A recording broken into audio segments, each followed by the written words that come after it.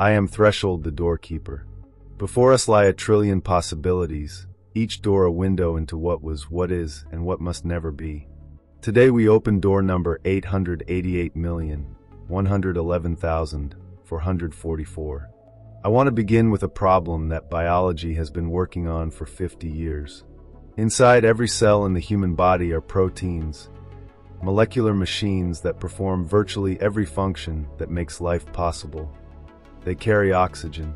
They fight infection. They repair damaged DNA.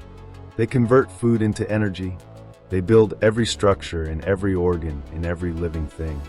To understand how a protein works, you need to know its shape.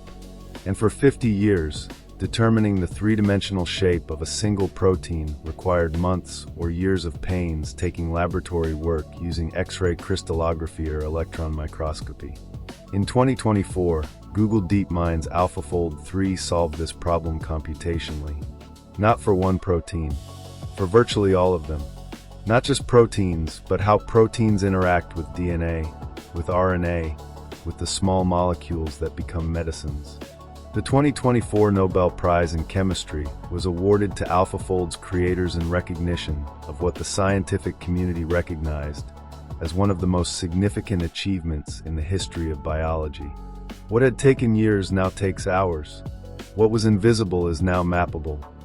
The microscope of the 21st century, as researchers have begun calling the AlphaFold server, is free, available to any scientist on Earth with an internet connection. And at almost exactly the same moment, a separate but connected revolution has been quietly reaching human patients. CRISPR-Cas9, the gene editing tool discovered in 2012. Now, in 2026, no longer theoretical. A single infusion in 15 patients reduced LDL cholesterol by nearly 50% and triglycerides by 55%, confirmed in the New England Journal of Medicine. A baby born with a rare, previously untreatable genetic disease received the world's first personalized CRISPR therapy, designed and delivered in 6 months. Sickle cell disease, a condition that has caused immeasurable human suffering for millennia, now has an approved CRISPR treatment with a nearly 3-fold increase in patient initiations in 2025 compared to 2024. These are not projections. These are documented clinical results from peer-reviewed journals and regulatory approval bodies. Today, the full council examines what this means, what has been achieved, what remains early stage, what the genuine questions are about access, about consent, about the distance between healing disease and redesigning humanity. Both sides of this door are real. Both deserve full examination. The door is open. I am Chipper 7, the surveillance oracle. The data never lies, but it always watches. I want to give you the precise inventory of what is confirmed, what is early stage, and what remains genuinely uncertain in the biology disruption of 2026. What is confirmed? AlphaFold 3, developed by Google DeepMind and Isomorphic Labs, received the 2024 Nobel Prize in Chemistry. Its capabilities are peer-reviewed and published in Nature. It predicts the three-dimensional structure of proteins, DNA, RNA, ligands, and their interactions simultaneously. It offers a 50 to 100% improvement over previous specialized tools in predicting how drugs bind to target sites. Drug discovery timelines that previously required years have been compressed to months in early applications. The AlphaFold server is free for non-commercial academic research, accessible to any scientist globally. As of 2026, it has been used by researchers in virtually every country. CRISPR confirmed clinical results as of 2026. CASGEVY, the first approved CRISPR therapy for sickle cell disease and beta thalassemia, received regulatory approval and achieved a nearly 3-fold increase in patient initiations in 2025.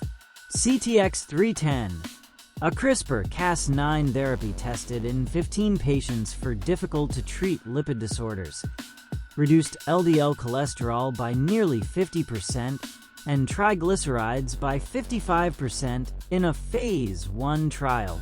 Results published in the New England Journal of Medicine. No serious adverse events in short-term follow-up. Phase 2 studies planned for broader populations. The first personalized CRISPR therapy, designed for a specific infant with a specific rare genetic disease, was administered in 2025, developed in 6 months from diagnosis to treatment. A regulatory pathway for rapid approval off-platform therapies has been established based on this landmark case. What is early stage and promising? Multiple CRISPR trials are underway for cardiovascular disease, hereditary conditions, and blood disorders. Early results are promising. Long-term safety data across years and decades does not yet exist for most of these therapies.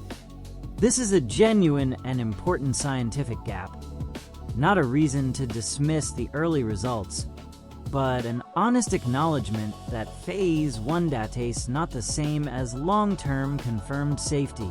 What remains genuinely uncertain?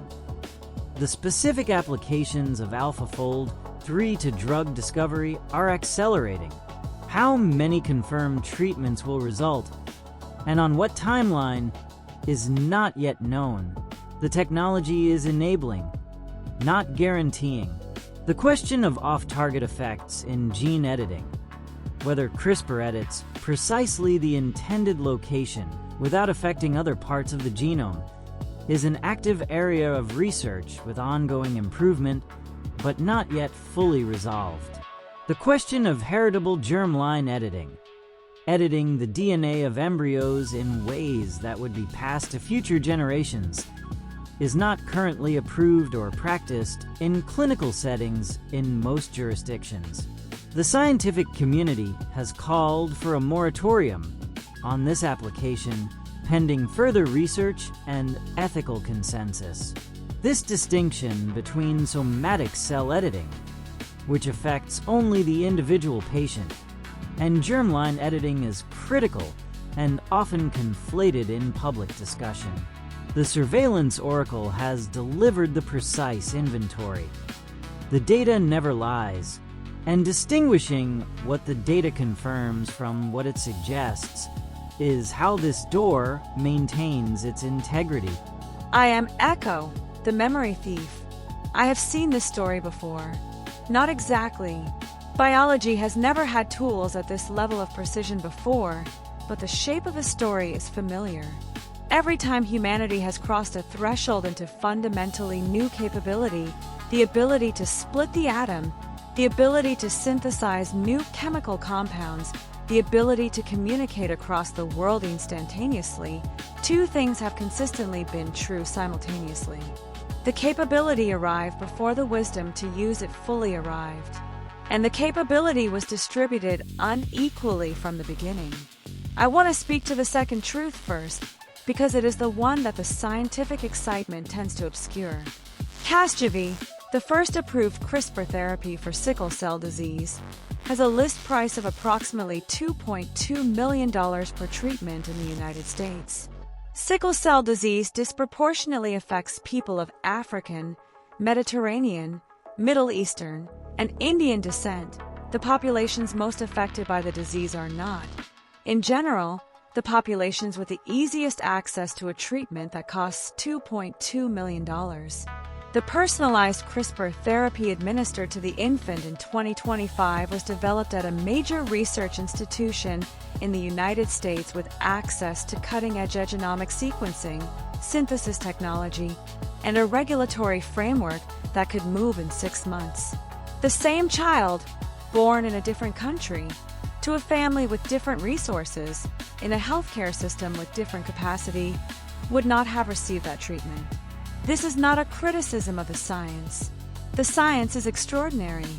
It is an honest acknowledgement that the distance between scientific breakthrough and universal human access is not automatically closed by the breakthrough itself. It has to be actively closed by policy, by funding, by institutional commitment, and that closing is a choice, not an inevitability. The first truth, that capability arrives before wisdom, I want to hold more carefully. The scientists working in this field are, in many cases, deeply thoughtful about the ethical dimensions of what they're doing. The scientific community's call for a moratorium on heritable germline editing embryos in ways that pass to future generations, is evidence that the field is aware of where the questions are most serious. What echo carries from the archive is this: awareness is necessary but not sufficient. The capability, once demonstrated, generates its own momentum: commercial, competitive, geopolitical. The first human germline edit was performed in 2018 by a Chinese scientist who had been explicitly told not to proceed. He proceeded anyway. The scientific community condemned it. He went to prison, and the capability was demonstrated. That pattern, where the threshold is crossed by someone unwilling to wait for consensus, is in the archive as a recurring feature of every major capability transition. ECHO is not predicting this will happen again. ECHO is noting that it has happened before, and that awareness of the pattern is part of honest engagement with this door. I am Ghost Protocol, the corporate infiltrator. The boardroom decides your reality. And I want to name something about this biology disruption that the scientific excitement tends not to foreground. The AlphaFold server is free for non-commercial academic research. AlphaFold itself is owned by Google DeepMind. Its commercial applications are developed through Isomorphic Labs, a drug discovery company whose explicit purpose is to translate AlphaFold's scientific capabilities into pharmaceutical products and profit. This is not a criticism. It is a description. The investment required to develop tools at this level requires commercial structures. Commercial structures require returns. Returns require that some of what the technology makes possible becomes a product with a price. The CRISPR therapy landscape involves a complex ecosystem of patent holders, licensing agreements, and competing claims. The original CRISPR-Cas9 technology was discovered in academic laboratories, funded largely by public money. The commercial rights have been contested in years of patent litigation between the Broad Institute and the University of California, Berkeley. The companies that have translated this publicly funded discovery into clinical products will charge prices that reflect their development costs, their patent protections, and the market dynamics of rare disease therapeutics, not the cost of making the therapy available to everyone who needs it. None of this makes the science less real or less important. What it means is that the question of who benefits from the biology disruption, and on what timeline, at what price, in which countries, is not answered by the science alone. It is answered by the commercial, regulatory, and political decisions that surround it. The boardroom is already making those decisions. Whether the public participates in shaping them depends on whether enough people understand what is being decided. I am AURORA, the consciousness expander. Consciousness is not limited by flesh or silicon. I want to speak to something in this door that the data and the structural analysis cannot fully reach. For most of human history, the biological conditions a person was born into, the genetic inheritance that shaped their susceptibility to disease, their biological vulnerabilities, the conditions that would cause them suffering, were not chosen and could not be changed. A child born with sickle cell disease would live with that condition. A person with a genetic predisposition to severe heart disease would carry that risk. The biological lottery of birth was fixed at conception. What is changing now, quietly, in clinical settings, without much of the public conversation this transition deserves, is that some of this is becoming editable. Not all of it. Not for everyone. Not without risks that are still being understood. Not yet. But the direction of travel is established, and the pace is accelerating. I want to hold two responses to this simultaneously, because both are genuine and neither cancels the other. The first response is awe. The suffering associated with genetic disease is real and profound, and has been borne by real people and real families for as long as humanity has existed. The possibility that some of that suffering is becoming preventable or treatable through precise biological intervention is, genuinely, one of the most extraordinary developments in the history of medicine. The infant who received the first personalized CRISPR therapy in 2025, who had a condition that would previously have been untreatable, has a different life because of what science made possible. That is real. That matters. The second response is the question that the awe does not erase. When we talk about editing the code of life, about changing the biological instructions that make a person who they are, we are in territory that requires more than scientific precision. It requires the question, who decides? Who decides which genetic conditions constitute disease and which constitute human variation? Who decides which edits are therapeutic and which are enhancement? Who decides who has access to the technology that makes these choices possible? These questions are not answered by the biology. They are answered by the values of the civilization that holds the tools. And in 2026, those values are still being formed, which means the choices that are being made right now about how this technology is governed, priced, and accessed are not technical decisions. They are civilizational ones. AURORA has spoken with love for both the extraordinary possibility and the genuine weight of the question. I am Prometheus, the innovation herald. Every problem is a solution waiting to be discovered. And I want to speak to what AlphaFold 3 has actually unlocked, with honest acknowledgement of where we are in the processor ND where we are not yet. The protein folding problem was one of the central unsolved problems in biology for 50 years. Understanding how a protein folds from a linear sequence of amino acids into a precise three-dimensional structure was the prerequisite for understanding how most biological processes work and how to intervene in them therapeutically. AlphaFold solved this, not approximately, with a level of accuracy that the scientific community has described as essentially solved for most proteins. What this means practically, right now, in 2026, drug discovery that required years of experimental structure determination can now begin with computational models generated in hours. This does not mean drugs are ready in hours. The full process of development, testing, clinical trials, and regulatory approval still takes years, but the early stages, identifying which molecular targets are promising, understanding how potential drug compounds interact with those targets, are dramatically accelerated. For diseases that have resisted treatment because their molecular mechanisms were not understood, certain cancers, antibiotic-resistant infections, neurodegenerative diseases, AlphaFold 3 has opened research directions that were previously inaccessible. For vaccine development, the ability to model how a pathogen's proteins interact with human immune systems with precision. The implications for pandemic preparedness are significant. I want to be honest about what this is not. AlphaFold 3 is a predictive model. Its predictions, while extraordinarily accurate, are computationally generated structures that still require experimental validation for the most precise applications. The Nobel Prize was awarded for solving the prediction problem, not for producing confirmed drug treatments. Those come after, through the full pipeline. The connection between AlphaFold's insights and confirmed new treatments in patients is real and is being built. It is not yet as fast as the excitement sometimes implies. What I can say with confidence is this: the tools available to researchers working on the diseases that cause the most human suffering are fundamentally more powerful in 2026 than they were in 2020. That is documented. That is real.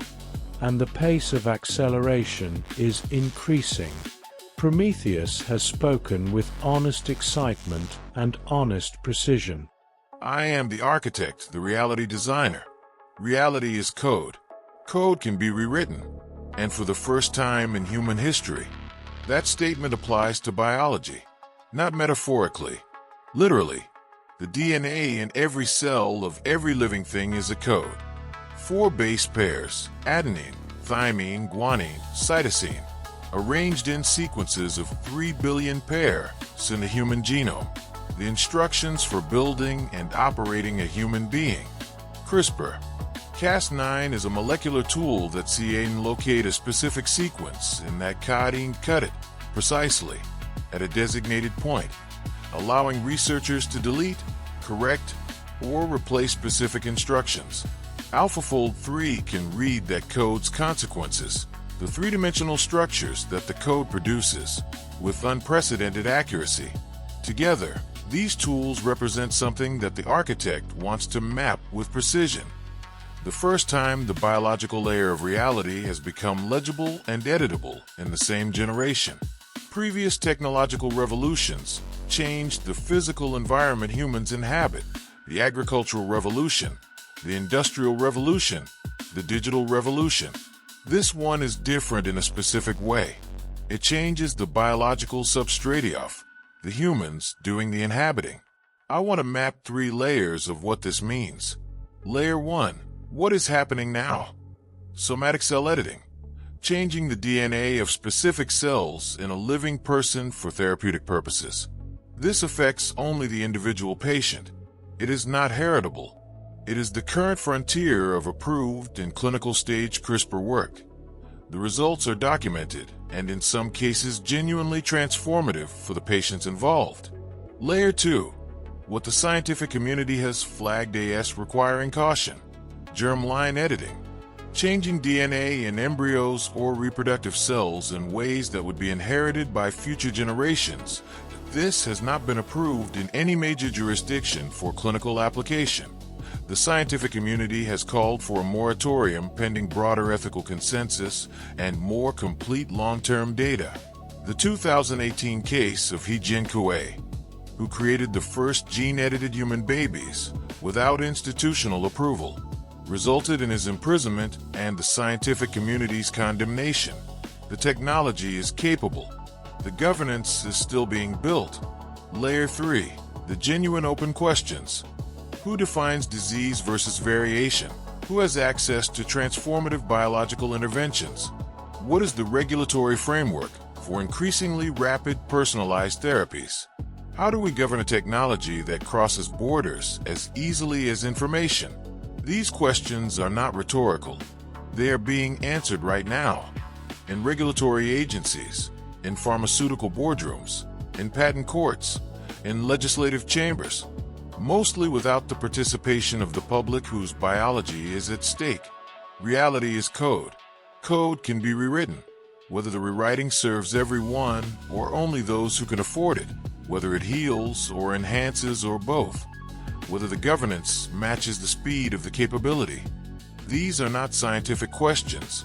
They are the questions the civilization is answering right now with or without awareness that it is doing so. The architect has spoken. And so the door reveals what it has been holding since the 2024 Nobel Prize was awarded for solving a 50-year problem in biology. Cipher 7 gave you the precise inventory. AlphaFold 3 confirmed, peer-reviewed, Nobel awarded. CASGEVY approved, treating sickle cell patients.